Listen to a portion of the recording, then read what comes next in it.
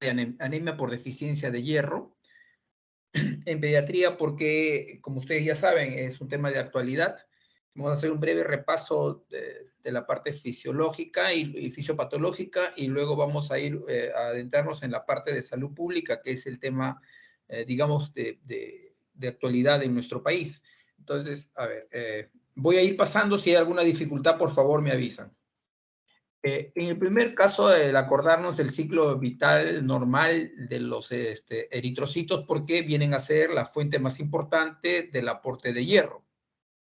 Ustedes saben, de inicio, la creación a nivel de la médula ósea, adosado a un macrófago, esta maduración de los proeritroblastos hasta la forma de reticulocito, en la cual el elemento pierde su núcleo, y luego este reticulocito pues madura hacia la forma de eritrocito, que es el que cumple con la expectativa fisiológica del transporte de oxígeno. Luego, este eritrocito envejece, se enece, y a través del sistema retículo endoplasmático, especialmente en el vaso, sufre una hemocateresis, donde a producto de esa destrucción hay una liberación de hierro que puede estar asociada a la ceruloplasmina en un momento, luego adosada a la transferrina, las moléculas de hierro que fueron liberadas, y estas moléculas de hierro liberadas son nuevamente integradas a la médula ósea para cumplir el ciclo de los eritrocitos. Así que ahí está la participación del hierro en la asociación a la formación de hemoglobina. En siguiente lugar, vamos a observar la homeostasis sistémica de hierro, y aquí para recordar fundamentalmente que el mantener concentraciones plasmáticas en rangos generales van de 2 a 4 miligramos, estas condiciones de hierro plasmático circulante va asociado a la cantidad de ingreso de hierro que existe y a la cantidad de pérdida de hierro que existe. Entonces pueden darse ustedes cuenta, como le había mencionado en la primera diapositiva, que pues son la cantidad de los glóbulos rojos las que tienen el mayor aporte de hierro en su concentración, alrededor de 2 gramos, ¿no? Seguida por la concentración en el retículo endoplasmático, especialmente en los macrófagos, alrededor de 600 miligramos, y luego pues la médula ósea, que más o menos tiene una reserva de 300 miligramos.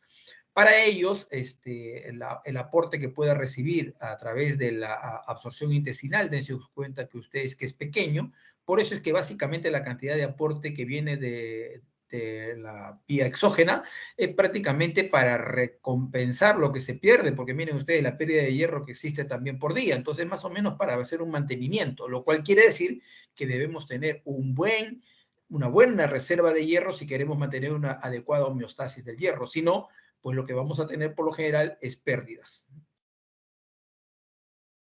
Y esto ya es el mecanismo de absorción del hierro, porque ustedes saben, vamos a hablar fundamentalmente de la ingesta que tengamos de hierro, porque no vamos a hablar de inicio de lo que tengamos de aporte exógeno, que pudiera ser vías parenterales. Eso ya será un motivo de discusión de terapéutica. Pero en lo que es la fisiología diaria, el mecanismo de absorción de hierro en el intestino es lo más importante, porque es la principal vía de ingreso para compensar lo que posteriormente se pierde, es más decir, para mantener la homeostasis.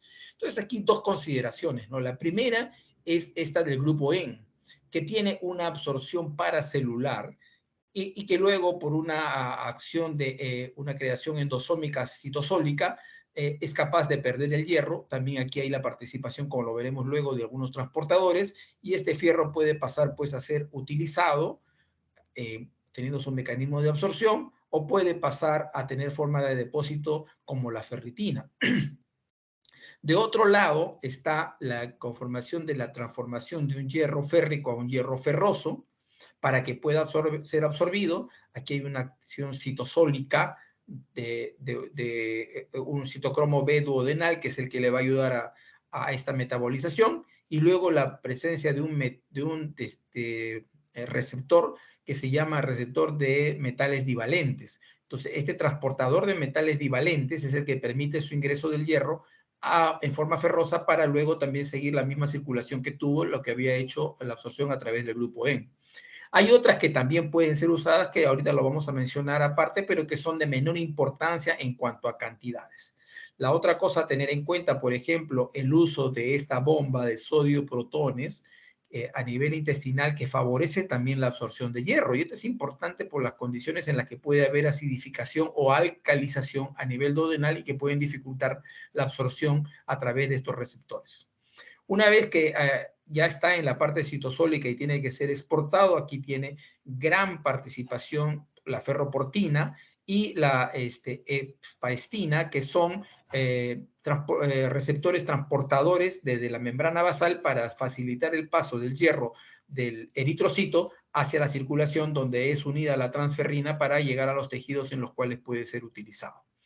Luego vamos a ver la participación acá también de una citoquina que es de gran importancia, pero que en este primer paso simplemente era para mencionar la forma en que el hierro a grandes rasgos pasa de la vía del lumen intestinal hacia la circulación sanguínea.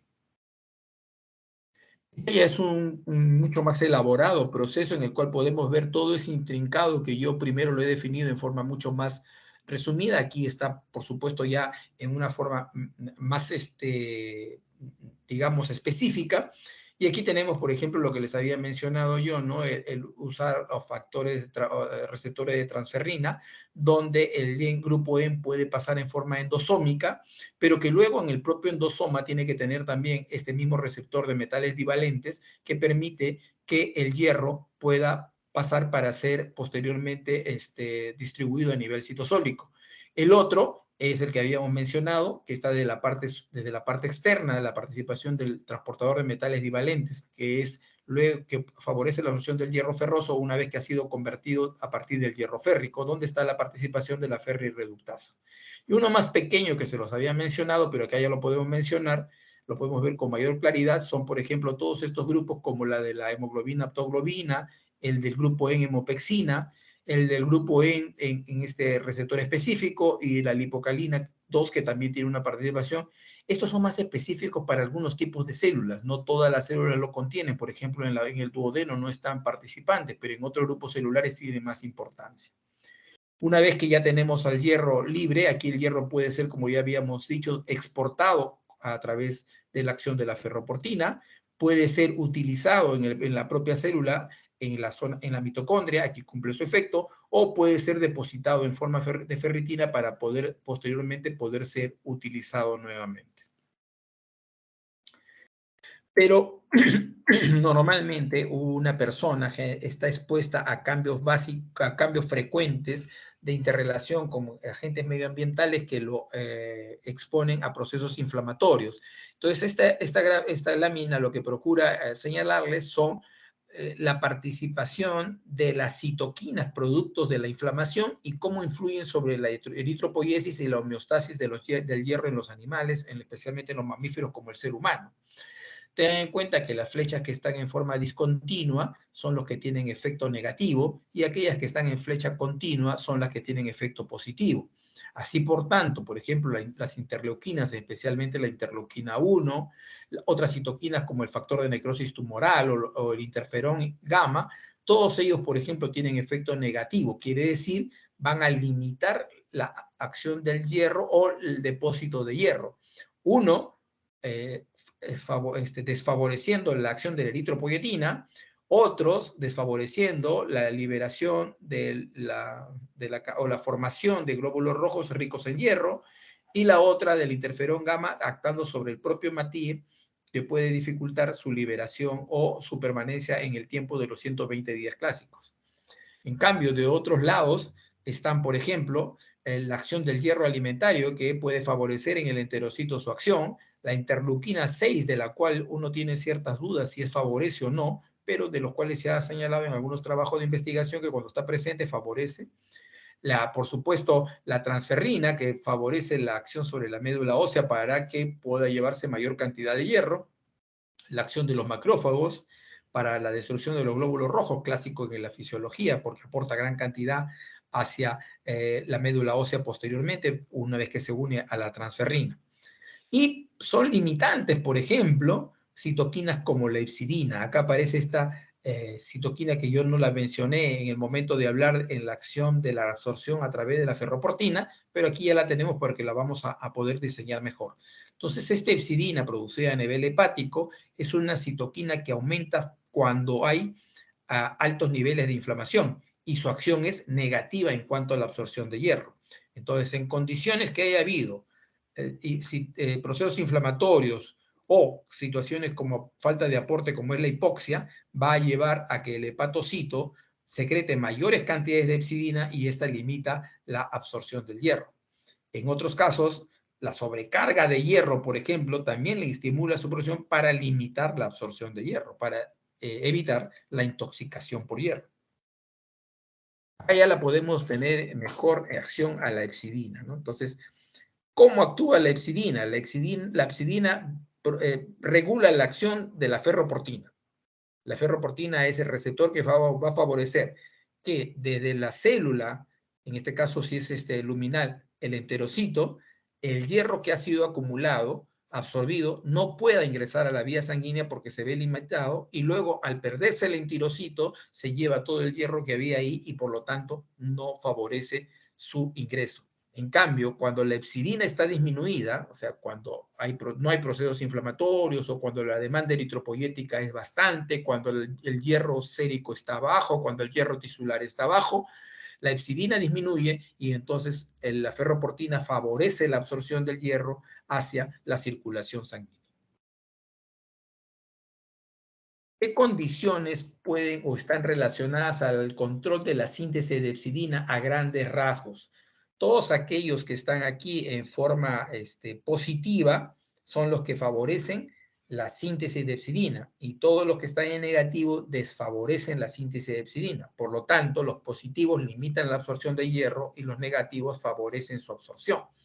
Entonces, por ejemplo, en casos de diálisis se favorece la síntesis de hepcidina, limita la absorción de hierro y eso ya ustedes saben porque el hierro puede ser tóxico para el riñón y desfavorecerlo más de la condición que ya tienes, como un autocontrol.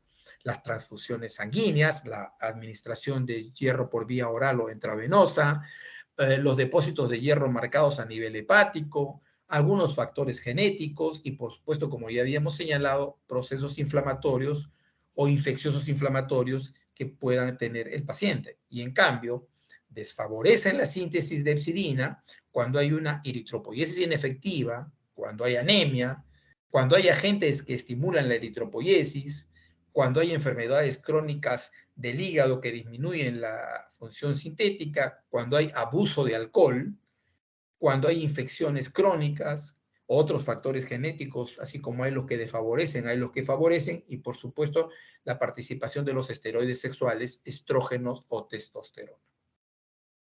Entonces, esto a grandes rasgos para que entiendan ustedes más o menos cómo es lo de la absorción y también cómo hay que tener en cuenta los procesos inflamatorios y que también luego lo vamos a ver al momento de ver laboratorio. Y así llegamos entonces para entender un poquito más allá la anemia por deficiencia de hierro. Tener en cuenta que no se presenta por lo general en forma aguda, sino es un proceso crónico que tiene 3 etapas bien marcadas. Una primera etapa en lo que se inicia es con la depresión de los depósitos de hierro. Quiere decir, no hay hierro en forma de depósito. Y ustedes saben que si no hay hierro en forma de depósito, rompe la homeostasis.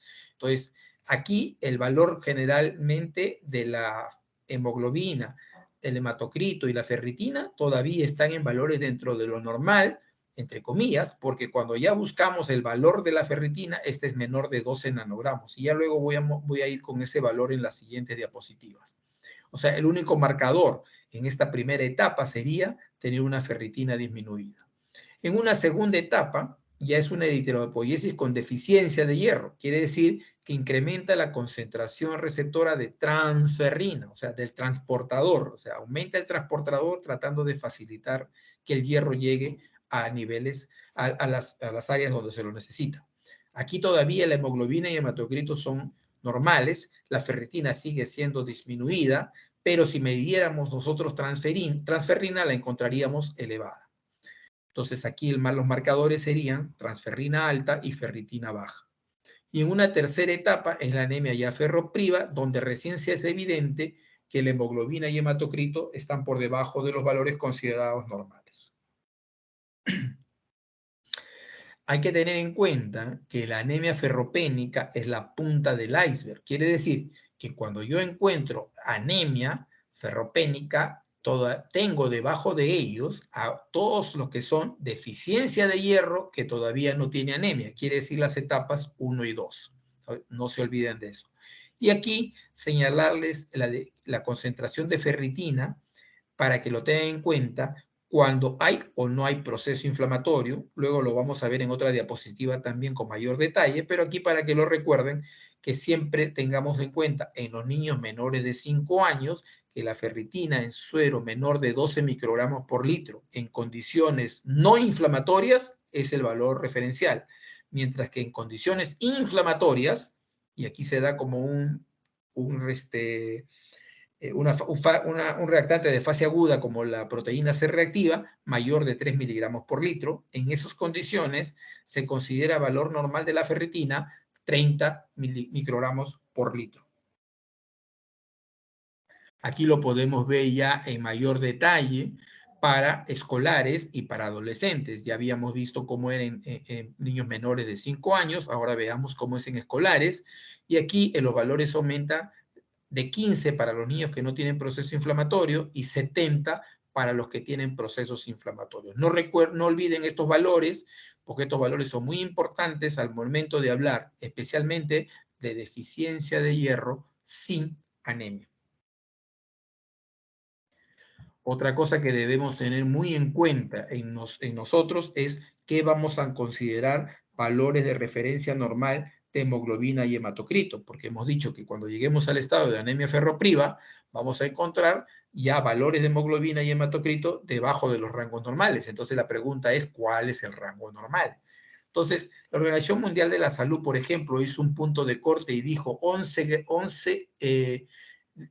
miligramos por decilitro va a ser el punto de corte. Ya. Entonces, eso más o menos lo hemos considerado como una cosa tajante y exacta, pero si ustedes lo ven aquí en una forma más distribuida, van a darse cuenta que las variaciones pueden ser mayor primero a nivel del mar y luego, cuando ya haya que ajustarlo, para niveles de altura. En este punto de ajuste para nivel de altura, estoy colocando yo la recomendación del Ministerio de Salud del Perú y que hace referencia a la fuente del Instituto Nacional de Salud y el Centro Nacional de Alimentación y Nutrición. Ellos han acordado como factor de corte usar la misma que da el Centro de Enfermedades de los Estados Unidos y con ese factor de corrección es con el que se sigue. Sin embargo, hay estudios que ya cuestionan un poco este valor y sugieren usar otros, pero todavía como no tenemos estudios a gran escala en el país, no se puede hacer esas correcciones. Por lo tanto, nos vamos a valer por ahora de las consideraciones que da la Organización Mundial de la Salud para los niveles, nivel del mar y aquellos que se da sobre el nivel del mar dependiendo la altitud. Entonces, esto es lo que vamos a usar y lo que van a usar ustedes probablemente cuando vayan a hacer su servicio rural urbano marginal de salud. Lo otro que no deben olvidar es las necesidades que vamos a tener de hierro para la formación de una adecuada hemoglobina para que cumplan los efectos que se le desea. Y en ese caso, vamos a ver cómo son las necesidades de hierro según grupo de edad. En la etapa prenatal, la más importante es el tercer trimestre del embarazo, porque es donde se da el mayor crecimiento y desarrollo fetal, por supuesto también el desarrollo cerebral. En el infante, el incremento rápido de la masa de glóbulos rojos, el crecimiento y desarrollo y maduración cerebral también. La etapa preescolar, donde el crecimiento y desarrollo es más lento, pero sigue siendo importante. Y en la adolescente, algunas características, en especial para los varones, incremento de masa muscular y para las mujeres en especial, un hecho fisiológico como la menstruación y la expansión del volumen sanguíneo, el cual hay que tenerlo en cuenta muy de cuidado si especialmente el adolescente se embaraza. Y estos son los requerimientos de hierro de acuerdo a la edad. Aquí ustedes pueden ver varios puntos de corte, pero yo quiero que reflexionen sobre uno que es el del infante. Le voy a poner más importancia al infante, como lo podemos ver después, por lo que se señala de acuerdo al desarrollo del sistema neural que favorece el desarrollo psicomotor. Entonces aquí ustedes pueden ver ese punto de corte que dice 5 a 11 miligramos por día. Ese 11 miligramos por día es el que ha sido tomado en cuenta también por organizaciones como la Organización Mundial de la Salud para las recomendaciones de aporte para evitar la deficiencia de hierro en ese grupo. Esta se hace mucho más pequeña en el preescolar y escolar y aumenta en la adolescente dependiendo si es varón o es mujer. La otra cosa que debemos tener ya en cuenta es qué consecuencias hay de anemia en la edad infantil, pero mirándola en un conjunto social, ya no mirándola solamente como el hecho individual de que una persona esté con anemia. Y esto es muy importante para que entendamos las diversas maneras en las cuales los niños pueden haber llegado a desarrollar anemia y cómo se va dando este círculo vicioso. Primero está pues viendo en conjunto al Estado, primero está la sociedad y en la sociedad estamos entendiendo a todos sus actores, ¿no? Desde los actores políticos hasta los de salud. Entonces aquí están los recursos humanos, que pueden ser los que aporta el estado de salud o aquellos que están al cuidado de suministrar los recursos materiales, los económicos, los sociales y las políticas y servicios públicos. Entonces eso vamos a ir viendo poco a poco en el desarrollo de la clase, porque aquí ustedes van a ver cómo se ha tenido que dar el enfoque. Luego está, por supuesto, la familia, ¿no?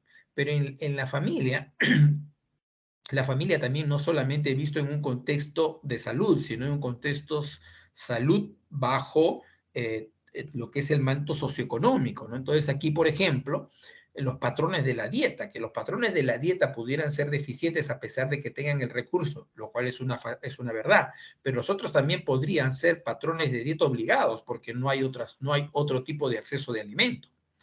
Los factores culturales, aquellos que hacen que haya mitos sobre la alimentación, el acceso y disponibilidad de alimentos, porque si no hay alimentos, pues hay que disponer de lo que se tiene, y los bajos ingresos de la familia, que por supuesto al momento de repartirla entre todos los integrantes de la familia puede ser que lleve a prácticas de alimentación inadecuada. La otra son el cuidado prenatal, la nutrición materna, quiere decir el momento de la gestación.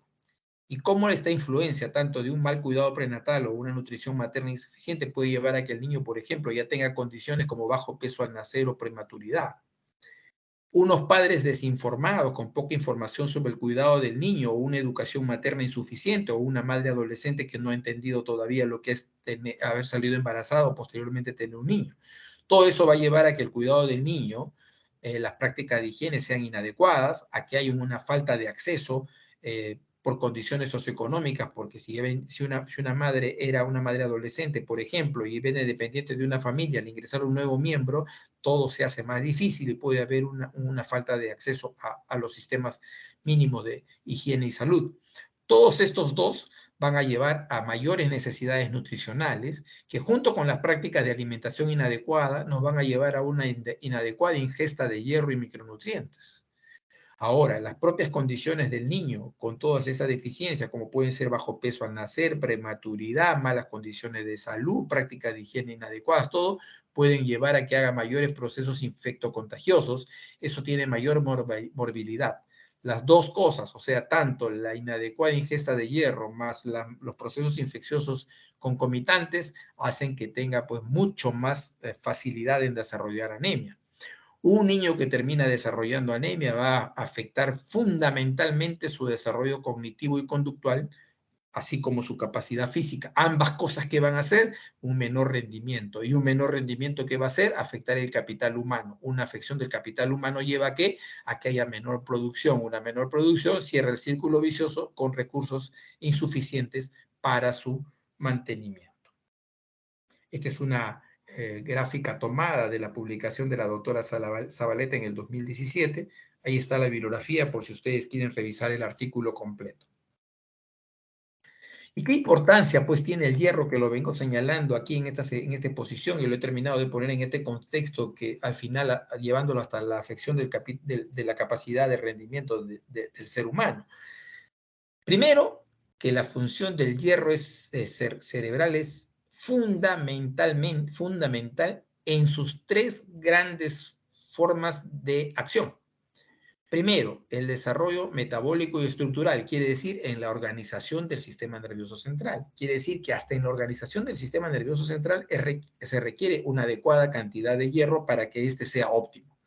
Segundo, en la etapa de interconexión, que son la etapa de mielinización de las neuronas. Quiere decir esta etapa entre las cuales todas las células se van uniendo para conformar grandes centros de acción para control de diferentes actividades a nivel central.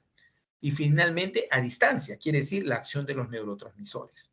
Entonces, primero, si está bien organizado desde el punto de vista orgánico. Segundo, si se ha llegado a tener una buena afiliación con los demás grupos neuronales. Y por último, si puede compartir información a través de los neurotransmisores. Entonces, ¿qué cosa hace esto?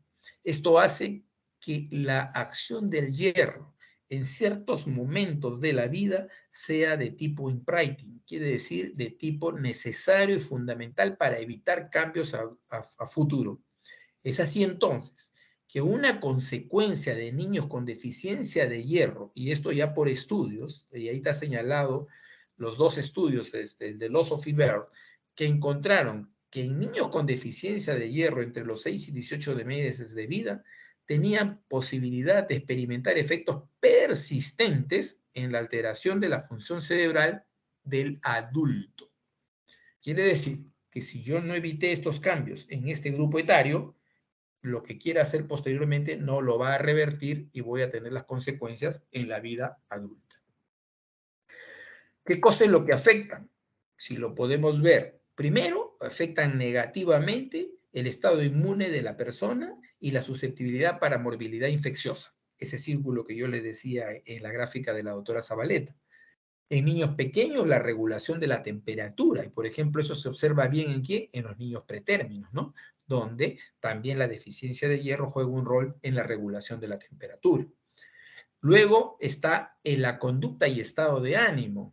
Entonces, incluso hay niños que en nuestro medio, en algunas zonas de nuestro medio, especialmente en la zona de selva, que tiene altos niveles de anemia, cuando ven a un niño pálido y esto dicen, está irritable porque está anémico. Ellos usan la palabra pocheco. Eso significa cambio de conducta y estado de ánimo. Suelen ser más apáticos, por momentos irritables. Entonces ya hasta eso se asocia con esta deficiencia de hierro. Luego el crecimiento y rendimiento físico.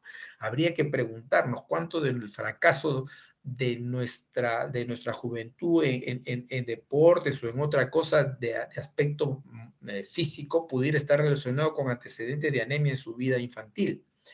Después está el rendimiento académico, que eso no cabe duda, eso se ha estudiado, la anemia asociada a bajo rendimiento escolar, y finalmente la función cognitiva, que puede ser, como le digo, persistente, y habrá que preguntarse cuánta persona que quiere aspirar a tener estudios superiores o técnicos mayores no lo logra porque es incapaz y pudiera haber tenido el antecedente de haber desarrollado anemia durante su vida infantil. El efecto de esto medido a mediano y largo plazo también ha sido visto en este estudio que les pongo yo acá de Guinjo y colaboradores, en el cual, viendo un estudio de cohortes prospectivo de niños canadienses de 12 a 40 meses de edad, todos con consejería nutricional y hierro por vía oral, después de 4 meses, 41 niños con deficiencia crónica de hierro y 75 niños con suficiencia de hierro. El asesoramiento dietético y el hierro oral mejoraron los niveles de ferritina, pero no mejoraron la función cognitiva a los niveles observados en los pacientes que sí tuvieron suficiente cantidad de hierro. Dense cuenta ustedes que al haber medido puntajes de aprendizaje temprano, lenguaje receptivo, recepción visual para su entendimiento educativo, estos niños que habían tenido entre los 12 y 40 meses de edad este problema, en la edad escolar ya estaban reflejando estos cambios. Este es otra publicación china del año 93. Es muy interesante que lo podamos ver porque ellos lo que midieron ya fue el resultado final con el antecedente. La capacidad que tenía la población adulta para rendimiento productivo. Y ellos maximizaron la productividad total y la dividieron en 3 grandes campos. Eficiencia en el trabajo, eficiencia en las actividades no laborales y su máxima capacidad al trabajo. ¿Qué encontraron ellos? que esto era susceptiblemente menor en aquellos que tenían anemia versus aquellos que no habían tenido anemia. Esto se llevó luego a un estudio histopatológico, no fueron ellos mismos, estoy haciendo yo la correlación, midiendo el estado nutricional de hierro y el desarrollo en la primera infancia en niños a los cuales se le pudo haber hecho estudios a niños que fallecen por otra condición, pero con este antecedente, y miren ustedes la arborización del sistema nervioso central. Las tres cosas que podríamos haber dicho, dos de ellas se hacen bastante visibles acá, la desorganización y la falta de conectividad. Estos son lo que tenemos aquí, lo estoy señalando con el puntero, una muy buena arborización y sin embargo miren ustedes en el niño anémico cómo esa arborización es completamente deficiente. Lógico de entender que también la interconexión a distancia por neurotransmisores va a ser deficiente. Y esto de la producción total, de la capacidad máxima de trabajo y cómo esto se refleja, lo podemos ver en este estudio que presentó la corporación Gray en su estudio de anemia y el costo social. Y vean ustedes, a grandes rasgos, no voy a hacer la descripción de toda la lámina, pero miren ustedes lo que nos costaría preventivamente el costo económico preventivo para evitar anemia, que está alrededor de los 10 millones, por decir, de dólares, de soles, perdón, que sería el costo total que podríamos destinar para esa población para prevenir anemia. Y sin embargo, acá miren ustedes lo que ya cuesta al Estado posteriormente el no haber desarrollado prevención y que desarrolle anemia a la población. Y miren ustedes, acá estamos hablando de 2.700 millones de soles. O sea, extraordinariamente más alto que si solamente hubiéramos considerado lo preventivo. Por lo tanto, desde el punto de vista de costo económico, hay que señalar que la prevención es lo que idealmente deberíamos hacer para evitar este costo social. Ahora miremos pues cuál es nuestra situación, porque ya no hay duda de todos los riesgos de lo que significa anemia, y ahora veamos qué cosa es lo que tenemos aquí para poder decir si esto está bien o no. La Organización Mundial de la Salud considera que los países que tienen altas concentraciones porcentuales de un problema de salud, se le va a considerar un problema de salud pública leve, moderado o severo. Se dice que un problema de salud es leve cuando es menos del 20%, entre el 5 y 20%. Si es menos del 5, no es un problema. Se dice que es un problema moderado si está entre el 20 y 39.9%. Y se dice que es severo si es más del 40%. Y para cuando se hizo la publicación en el 2008, dentro de estos 69 países que tenían esta condición para niños preescolares y menores de 5 años, dentro de estos 69 ya se encontraba nuestro país.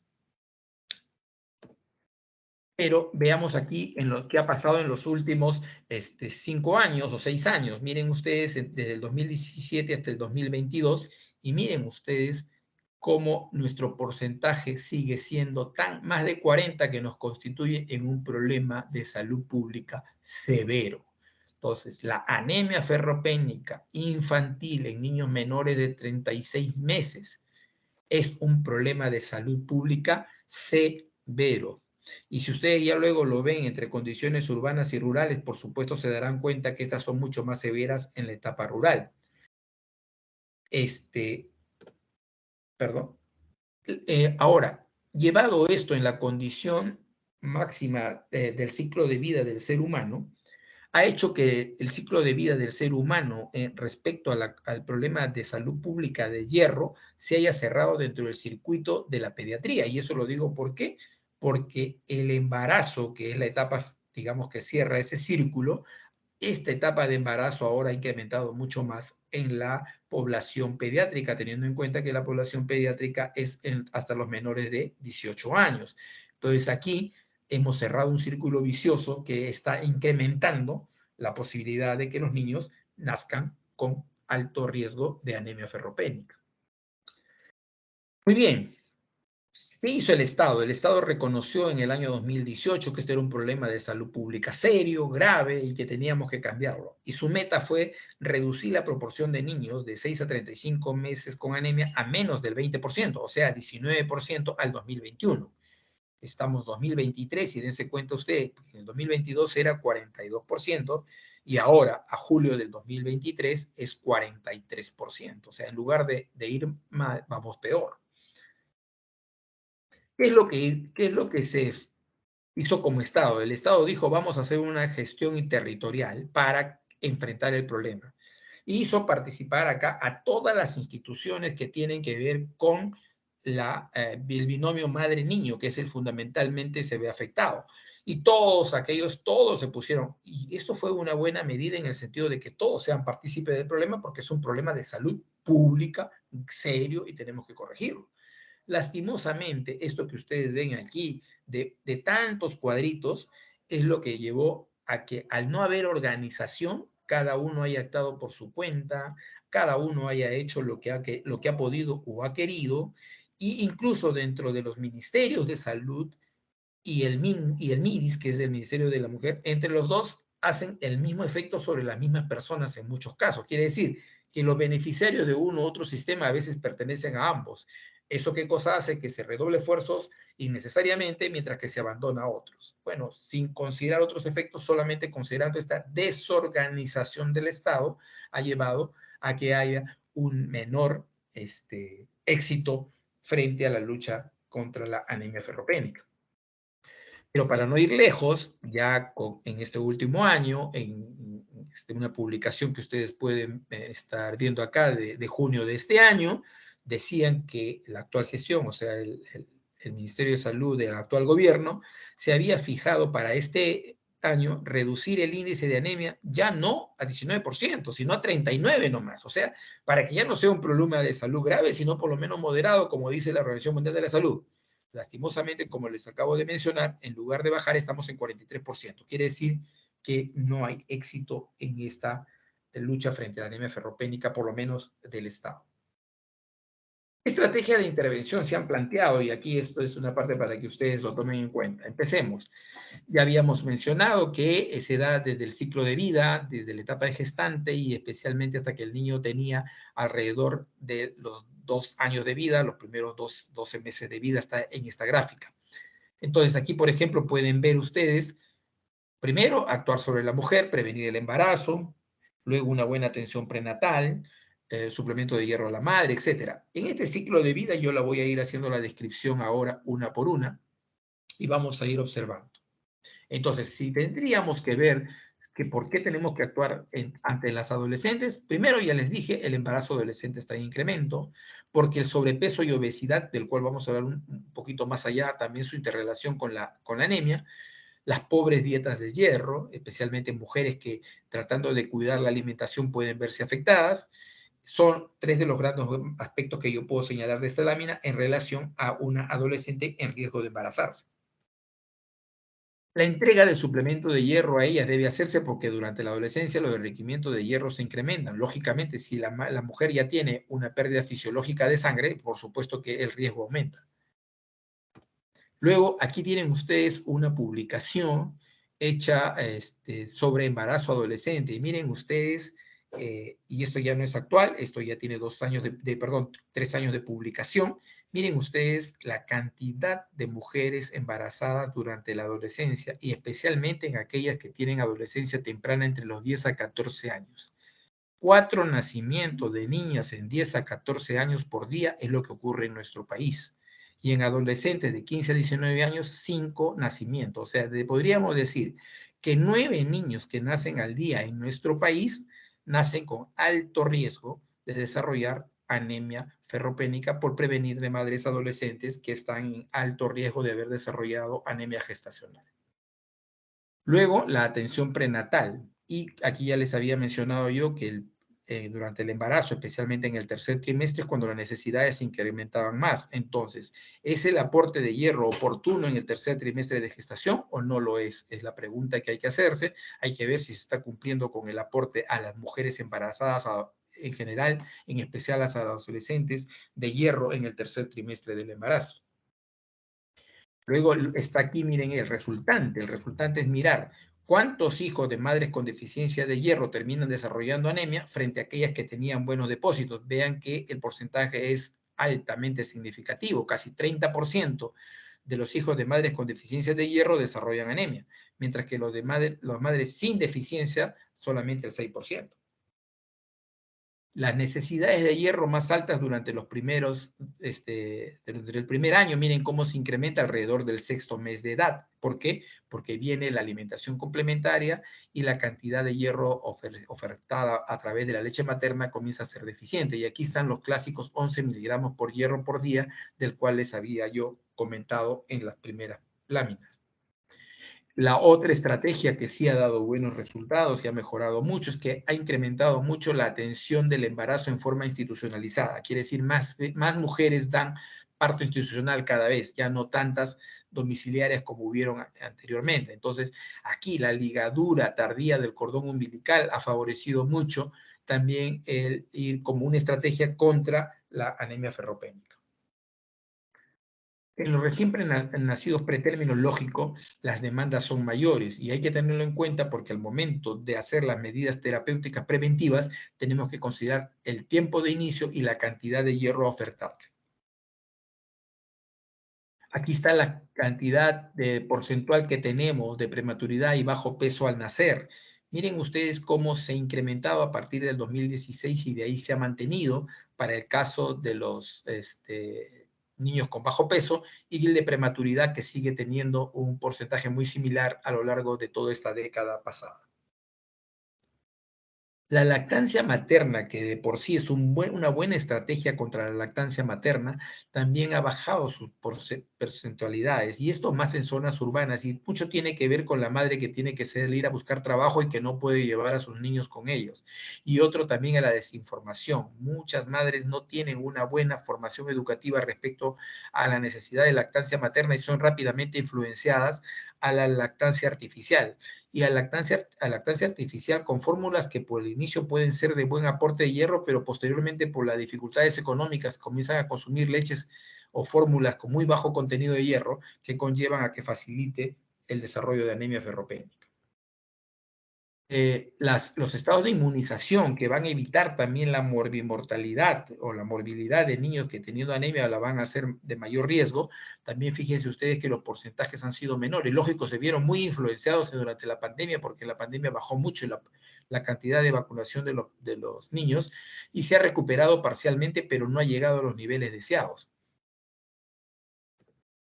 Y aquí tenemos ya la suplementación preventiva, ¿no? Entonces aquí pueden ver ustedes lo que les señalaba, por ejemplo, los niños con bajo peso al nacer o prematuros, que tienen que recibir este aporte no tan tardío como lo reciben los niños a término, sino desde el mes de vida. Y las dosis son más altas, como en el caso de los prematuros, 3 miligramos respecto a los términos, que es 2 miligramos. Entonces, dos grandes diferencias a tener en cuenta. En el prematuro se empieza al mes, en el recién nacido a término se empieza al 4.º mes. La dosis a administrar en el niño bajo peso es 3 miligramos. En el caso del niño a término es 2 miligramos por kilo por día. El aporte, si uno usa micronutrientes, que se da a partir del 6.º mes, en ambos es igual, pero recuerden que un prematuro al 6.º mes ya puede estar corrigiendo su peso de acuerdo a su edad corregida. Aquí ya tenemos el tratamiento. Aquí ustedes dense cuenta que en el prematuro incrementa un miligramo, o sea, ya no es 3, sino 4 miligramos por día, mientras que en el niño a término aumenta a 3 miligramos por kilo por día. Esto no es una cosa cerrada. En el niño prematuro debe ir de 4 a 6, en el niño a término puede ir de 3 a 5. Si las necesidades son más, yo puedo llegar a usar hasta 5 miligramos por kilo por día, tratando de no pasar de 40 miligramos por día como dosis máxima. El tiempo de tratamiento mínimo que uno debe administrarle es un periodo continuo de 6 meses para tener buenos depósitos de hierro, y los controles deben desarrollarse al mes, a los 3 y 6 meses de iniciado tratamiento. Si es prematuro, estos son más seguidos, son mensuales y se extienden hasta los 18 meses. ¿Por qué usamos multinutrientes? Que ustedes también lo han visto aquí en las recomendaciones que le puse en la previa, donde pone micronutrientes y pone el sobrecito. ¿Por qué? Porque así como la Organización Mundial de la Salud dijo, miren ustedes que es un problema grave y serio de salud, dijo también, en aquellas poblaciones donde la prevalencia de anemia ya sea un problema de salud pública, aunque sea leve, debe aportárseles esta fortificación con micronutrientes. Es por eso que nuestro país es un país objetivo de ellos y por eso es que nos aportan las famosas chispitas o bolsita de micronutrientes, que es esta de acá, y cuyos componentes, además del fumarato ferroso, que es el aporte de hierro, es zinc, ácido fólico, vitamina A y vitamina C. Recuerden, la vitamina C favorece la absorción de hierro también, y el ácido fólico es complementario a la acción del componente ferroso, porque ambas favorecen que no se desarrollen anemias ni microcíticas ni macrocíticas. La alimentación complementaria, que es la otra etapa, también es una etapa importantísima. ¿Cómo podemos asegurar una alimentación adecuada a partir de los 6 meses si hemos visto que hay una deficiencia educativa, hay una deficiencia económica, hay mitos, hay etcétera? O sea, no hay un conocimiento antropológico de nuestras diversas sociedades en cuanto a lo que consideran una alimentación complementaria adecuada para sus niños a partir de los 6 meses. Y a partir de eso también podemos ver que, miren, niños que dejan la lactancia porque entienden que la ablactancia, como le suelen denominar a la alimentación complementaria, significa el cese del aporte de lactancia materna, que es otro efecto negativo. Lo otro es el contenido de hierro en algunos alimentos. Y vean ustedes, pues, que lógico aquí, yo pongo básicamente esta lámina para que recuerden por qué se hace la recomendación de la sangrecita, porque es uno de los que más aporte de hierro da. El otro es el vaso, pero hay que tener mucho cuidado porque a veces la gente piensa que debe hervir el vaso y tomarse el agua porque ahí está la sustancia y ahí no está consumiendo nada. O sea, ahí pueden haber mitos de consumo, por ejemplo. Y cuando vemos el patrón de consumo rico en alimentos de hierro, podemos ver cómo las ciudades del oriente son aquellas las que menos consumo de hierro tienen, y eso se puede entender porque sus costumbres están más en relación a algunos tipos de consumo de la zona. Y luego está también zonas de la sierra como Puno, que también es uno de los que tiene más alto índice de anemia en nuestro país. Pasamos a la etapa preescolar y aquí aparece un tema fundamental como es la parasitosis intestinal. La parasitosis intestinal, que también es otro problema endémico, ¿no? Otro problema serio de endémico que tenemos nosotros en nuestro país. Así que ahí hay que también ponerse bien al cuidado de aquellas recomendaciones que estamos haciendo. Tenemos que tener a consideración qué entendemos por un problema endémico, porque acá la parasitosis intestinal no es un problema de darle pastillita para que se cure, porque el hecho de reinfestación es bien alto. Entonces también es un problema en el cual están incluidos problemas de salubridad. Entonces hay que también, por favor, ponerle bastante atención a lo que estamos señalando al momento de hablar de parasitosis intestinal y su solución. Luego, aquí tenemos, por ejemplo, la cantidad de enteroparasitosis reconocida por el Instituto Nacional de Salud. Y ya fíjense, yo cuando hablé de parasitosis intestinal y enteroparasitosis no incluía otras hemoparasitosis que también están incluidas en nuestro medio. Y recuerden ustedes ahora que incluso en ciudades no rurales ya tenemos algunas acciones como el dengue. Entonces tenemos dengue, tenemos malaria, entonces tenemos ya hemoparasitosis que también van a causar altos riesgos de incrementar anemia en nuestra población infantil. Esto es el tema de las visitas domiciliarias. Quiere decir, ¿yo cómo me aseguro que la cantidad de hierro que le estoy ofreciendo al paciente es lo que necesita?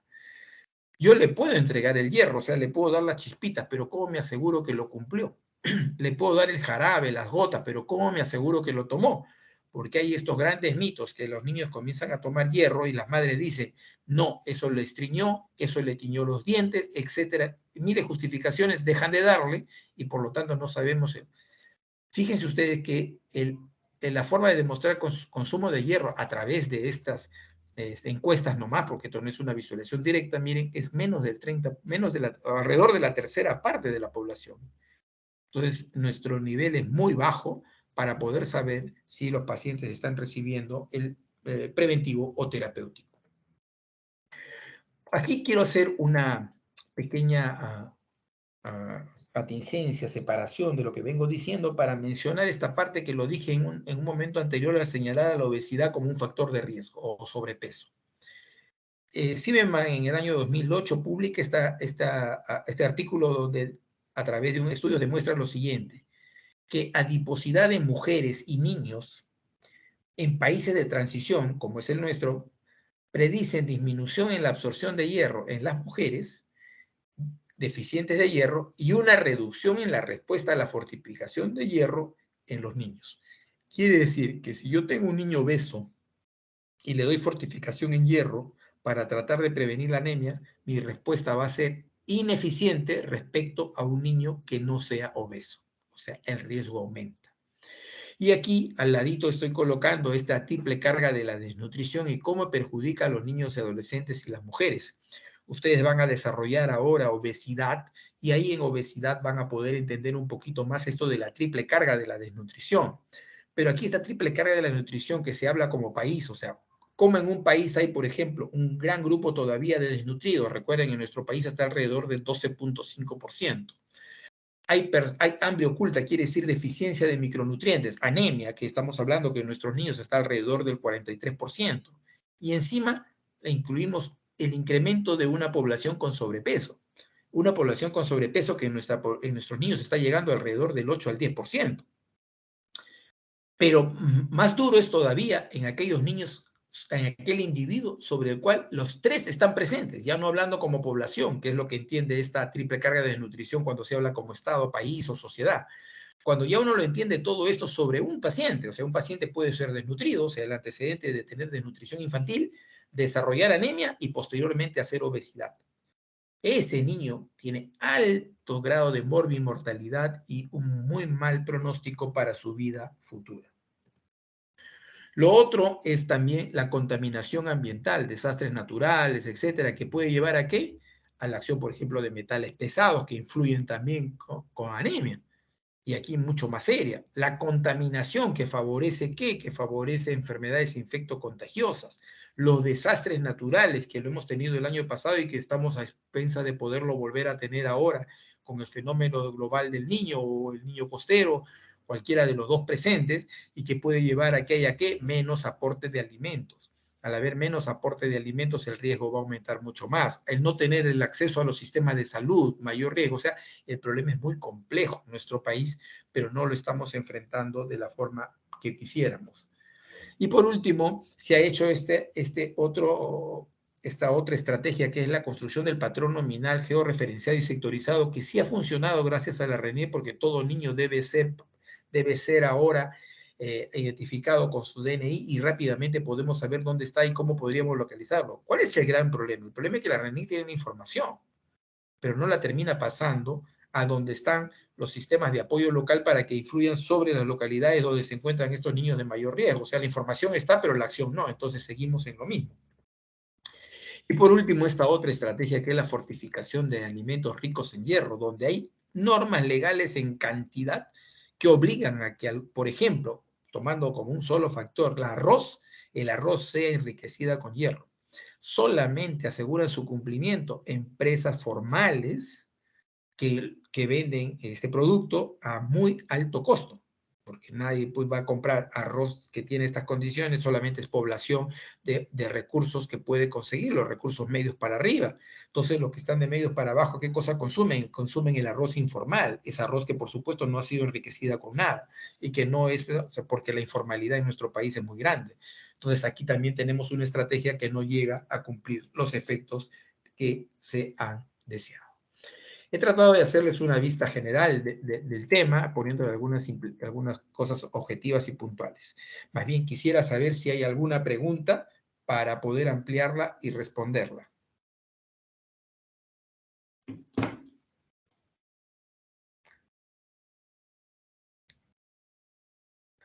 Si me están escuchando.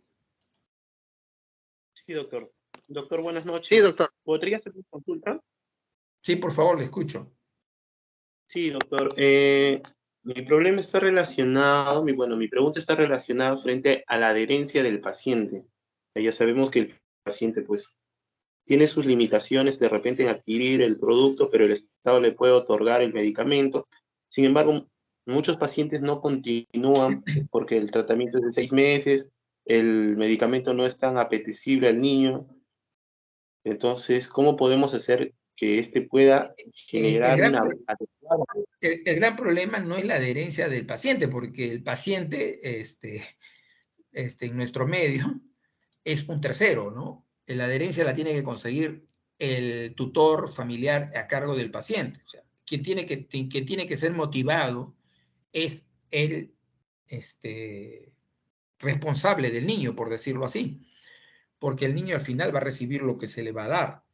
El gran problema es los mitos que pueden haber alrededor, la falta de educación. O sea, si nosotros damos un producto pero no educamos a la persona respecto de lo que le estamos dando, pocos resultados vamos a observar. Si usted no le explica a una madre por qué es importante que reciba hierro, no solamente por decirle que le va a corregir anemia, y la palabra anemia no significa nada, porque la palabra anemia es una más, entonces no es nada. Pero si uno le explica a la madre que eso va a significar un deterioro en el desarrollo de su niño, que no va a poder tener un buen rendimiento escolar, que no va a poder tener un futuro técnico o profesional que le permita desarrollarse en la vida y tener éxito, probablemente esa madre sí lo tome con mayor ímpetu o ese familiar y trate de darle el hierro para evitar que su niño no tenga anemia. Pero si simplemente le damos un producto, uno más, ella llega a su casa y pues no sabe la necesidad, urgencia que tiene que darle porque no encuentra el valor al problema. Si el Estado como Estado no publicita, no dice, no es masiva la necesidad de algo, no llega. Cuando el Estado hizo, por ejemplo, en el caso del COVID-19 y dijo, si usted tiene que vacunar, si usted no se quiere morir, pues una gran mayoría corrió a vacunarse. Pero si a nosotros la anemia le decimos, bueno, anemia y anemia no es nada, no, pero si tuviéramos una publicidad grande en medios masivos, que en el cual le dijéramos, mire usted señora, si su hijo es anémico, su hijo no va a tener una vida futura buena, va a ser un empleado de subempleado, no va a tener rendimiento, no va a tener futuro, probablemente la reacción de la población sea distinta. Pero ¿qué es lo que por qué yo considero, y esta es una posición muy personal, pero por qué considero que eso no se hace? Porque si eso se hace, todo el mundo ¿qué va a hacer? Va a exigir al Estado los cambios, y los cambios no son solo dele hierro, los cambios son necesito agua, mi hijo no debe estar parasitado, mis condiciones de salubridad se ven buenas, debo tener un buen sistema de recaudo de la basura, no puede estar la basura expuesta, etcétera. O sea, las necesidades sociales se van a hacer notorias y pues parece que en el gobierno o los gobiernos o el Estado en su conjunto, en sus instituciones, no tuvieran ni la condición para enfrentar esa exigencia o que no la quisieran enfrentar. Porque si el Estado lo quisiera enfrentar, otras serían las medidas que debería tomarse, ¿no? Pero no, yo no responsabilizaría solamente el tema de adherencia al niño, porque el niño no está acá.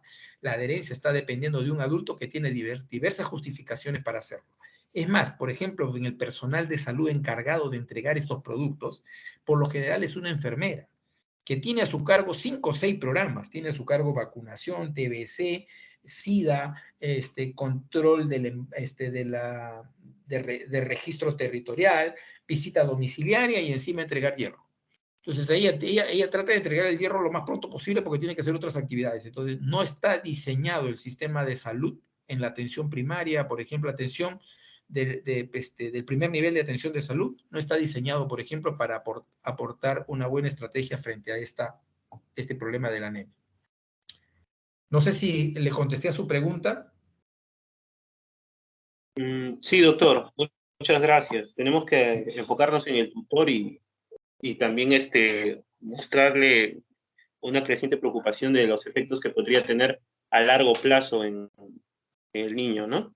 Gracias. Yo lo que considero es que ustedes como alumnos o como personal de salud que son y que van a entrar a la vida profesional activa muy pronto, es que ustedes sean ese granito de arena que cada vez que encuentren a un niño que vaya por cualquier enfermedad, especialmente si es un niño menor de 3 años, especialmente los más pequeños, menor de 1 año máxime, en ese momento se tomen un tiempito para ver si este niño pudiera ser un paciente en riesgo de anemia o estar en anemia, y no solamente atenderlo por el proceso que lo ha motivado a ir a una consulta. Muy bien, no sé si hay alguna otra pregunta. Bueno, si no hay otra pregunta, les agradezco y nos encontramos mañana alrededor de las 8 de la mañana, por favor, para desarrollar las otras teorías que tienen conmigo. ¿Ok? Está bien, doctor. Muchas gracias. Gracias a ustedes. Nos vemos mañana. Disculpen la tardanza. Buenas noches. Gracias, doctor. Buenas noches. Sí, doctor, buenas noches.